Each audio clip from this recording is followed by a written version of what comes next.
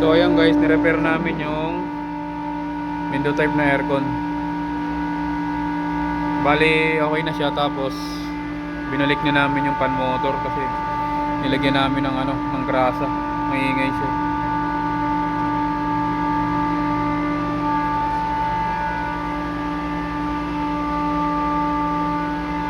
Grabe na yung guys, pins oh. Pero hanggat gumagana pa, sige lang.